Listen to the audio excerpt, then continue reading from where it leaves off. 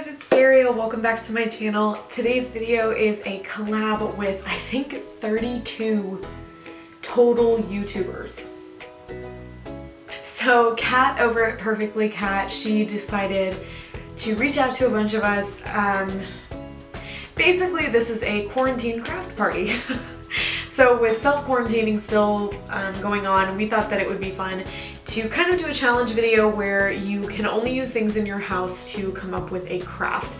And yeah, I don't know. I mean, it's a simple concept, but basically there's a bunch of us. We all did DIY tutorials, all Disney based, and we all used things within our home. So shocker, I went with a set of ears. I have had these supplies for a while. They are in my New Year's resolution box. That was probably the funniest thing about making this video is I was like, I'm already doing that till this box is empty. It's gonna be a while. So I decided to make this super cute set of SCRUMP inspired ears. This stuff was in my craft room in my must-use box before I can spend any more money. So this was super simple for me. But anyway, the idea behind these is they are no-sew. They are Plushie fabric, which is a very different type of material to work with. I actually really enjoyed making these. I think this fabric is easier to use in a lot of ways with the no-sew method, and also you don't require like a trim on the edge like you do with the other types of ears that I've made because you can't see the seam because like the furriness kind of like covers it up. I do have another set of plushie ears coming out pretty soon here of a different character that I'm really excited about. But I hope you guys like this. Make sure you go check out all the other tutorials that I have linked in the description box below. It's just a really fun way of spending your quarantine. Crafting. The only way to spend a quarantine. And without further ado, let's get into the tutorial. Okay, so we're going to start off with this really light teal plushie fabric. It's kind of like faux fur. And then I also picked up a pink swatch of the same fabric. Both of these swatches are only 6 inches. And then I got this container of buttons from Dollar Tree for SCRUMP's eyes. So I'm going to start off with my ear cutting line template. I do have these in the description box below for you guys as always. So I'm going to be tracing 4 of these onto the back of my teal fabric. You're going to need 4 because each ear will need 2 sides.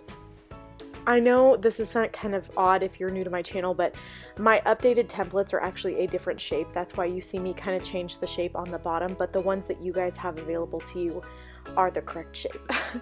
So you can cut these out with scissors, or my preferred method is a rotary blade, but if you don't have one of these on hand, scissors works just fine. So next we're going to cut out our cardboard. I'm using the foam and batting template next. This is the smallest of the 3 templates, and I'm tracing 4 of these onto cardboard. My favorite cardboard to use is actually these little cardboard boxes that Funko Pops come in when you order them from like Hot Topic and Box Lunch, because the cardboard is super sturdy but also very thin and light somehow. So I would highly suggest going for something with a really sturdy structure, but you also don't want it to be too thick. 1, because it's really hard to cut through, and 2, because it'll weigh down on your head a little bit. So after you've traced 4, go ahead and cut those out, and now we're going to start assembling the ear. So place down one of your cardboard ears onto the wrong side or the back side of that teal fur fabric. And then you're going to take your hot glue gun and put a little bit of hot glue at the very top center, and you're going to fold over your fabric onto the hot glue. The top is definitely the hardest part just because it's like the most likely where you're going to burn yourself. So just be careful as you're tapping down the fabric. And then I continue on in sections around the ears. I've done this a lot, so I just basically do the top and then each side, but if this is your first time, I would suggest working in smaller sections just till you get used to the method. Make sure that you don't pull your fabric super tight if you're planning on stuffing these, which I do plan on stuffing mine because I feel like that's more SCRUMP-like. But if you want them to be flat ears, you can always pull your fabric tight and not worry about stuffing them. And then do not glue the bottom shut just yet if you are planning on stuffing. So we've created kind of like a little pocket, and then I'm going to go ahead and take this polyfill stuffing that I have and just put it inside. But if you don't have stuffing, you can do what my best friend Erica did and cut open a stuffed animal or a pillow or wherever you need to get it from. So once you have it kind of to the plushness that you like, you're going to go ahead and close up the bottom. I did decide to make mine a little bit extra plushy. I just really liked how it looked with this fabric.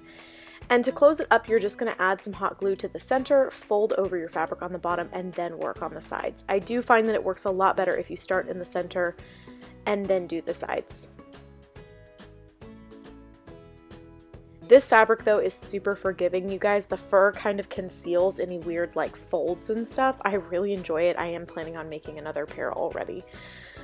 So now after you've made two sides, you're going to go ahead and glue them together. You can be pretty generous with the hot glue on this. I did end up adding more than I normally do because you really want the seams to match up really nicely and make sure that your ears are just very securely adhered to one another.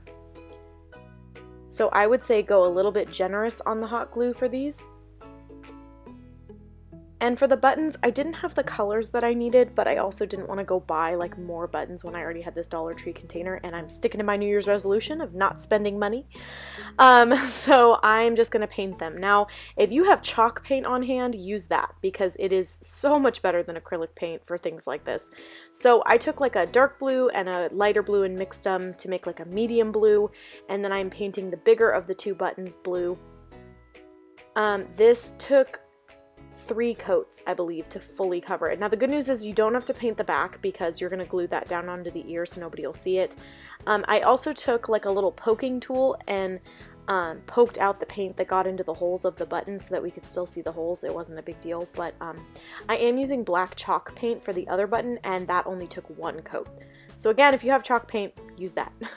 So for the bow, I'm actually going to do this a little bit differently than I normally do. I'm going to fold it a little bit more than I normally have in the past, and the reason for that is because I want it to be extra plushy. So I'm putting hot glue on the side and then I'm just pressing down the seams. Normally what I do is I fold the seam in, but for this fabric you actually don't need to do that because again, like the plushness of it is very concealing to the cheater methods that I use. So I'm just continuing on, and then I'm going to fold this half onto the other half and create a rectangle. So tap down the glue, don't like wipe your finger across it, just tap it down. And if you wanted to stuff this bow, you absolutely could, but you don't have to. I'm choosing not to because I feel like it's plush enough without it. So now I'm going to pinch it down in the center and use this yellow ribbon that I had on hand to wrap around the middle of the bow. I liked how it kind of reminded me of SCRUMP's hair. So just pinch down in the middle and then put a little dot of hot glue on the folds to secure it in place while you're wrapping the ribbon around. Tap down your ribbon, and the fur does take a little bit longer to let the hot glue dry, so I set mine down just to make sure that it had some drying time, and then I went ahead and wrapped it around twice and added a little bit more hot glue to secure it. Make sure wherever you snip off this ribbon that you have the hot glue spots on the bottom where you're going to glue the bow down to the headband. That way we don't see where the ribbon ends or where you used hot glue.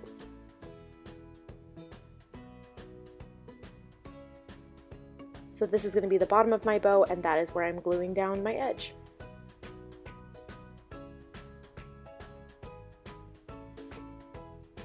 And then I'm just fluffing my bow out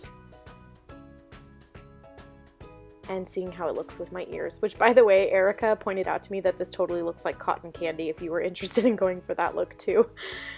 So now I'm going to cover up the headband. I am trying out this new, more affordable plastic headband that's actually all one width. So the ones I normally use are tapered. But anyway, so how I covered this is I put a dot of hot glue and then I rolled it across the fabric. Just so you guys know, huge tip, do not just do the 2 dots of hot glue on the end. You need to do a full line of hot glue all the way around the headband because this fabric will shift, and then when you're trying to put the ears down on the headband, it's going to be a lot more challenging to make them securely attached. So again, put a dot of hot glue on the end and then make a whole line around the plastic part of the headband and press it down into that fabric.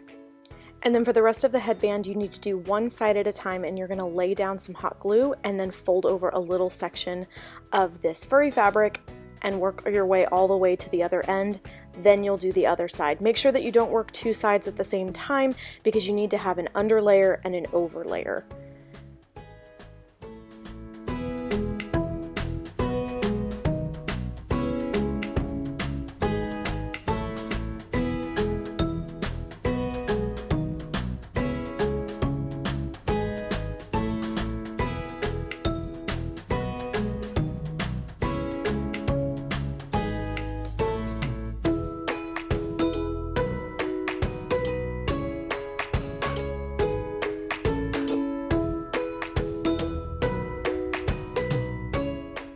now that we're all done covering up the headband, I took my ear spacing template. Again, I have this for you guys in the description box below, or you can use a set of mini ears or Mickey ears that you already have.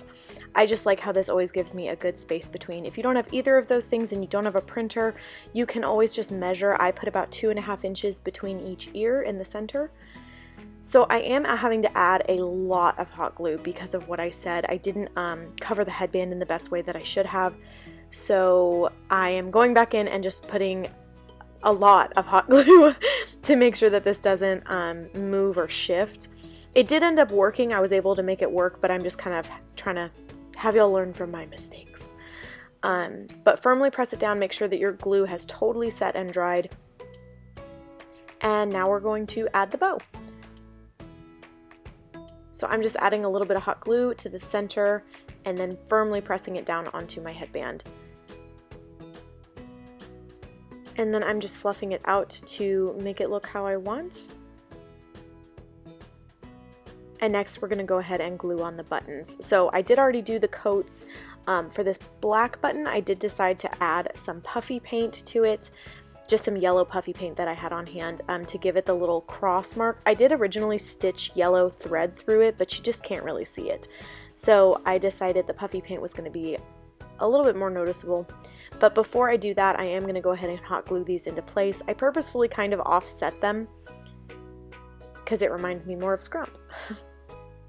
But I am this is simple, guys. Just add hot glue to the bottom. Tip, don't put it where the holes on the button are because then it'll ooze out and burn you.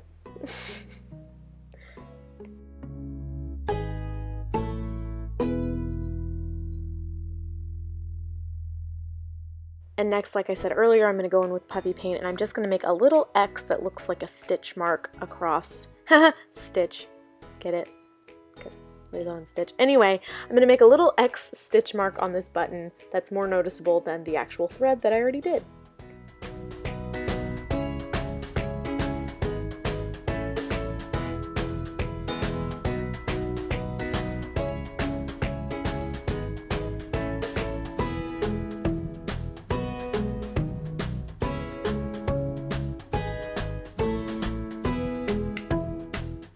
Now you can totally stop here, and these are just adorable SCRUMP inspired ears. I'm going to give you guys kind of a close-up of what these look like, but I do have one other step that you can choose to add if you'd like, but it is going to make these a little bit more special. But this is what they look like before that last step that is totally optional.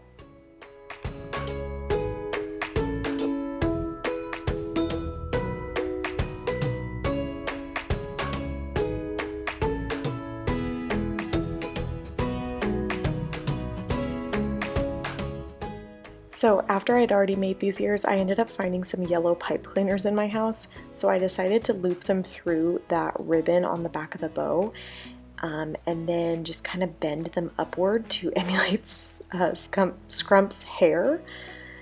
And then I just twisted them around a few times. If you want these to be super secure, I would probably lay down a little bit of hot glue, but I thought they were really cute. But obviously you don't need to do this if you want your ears to not be so loud. Hope you guys enjoyed this. I hope you make your own set of SCRUMP ears to keep you company. And please subscribe if you haven't already.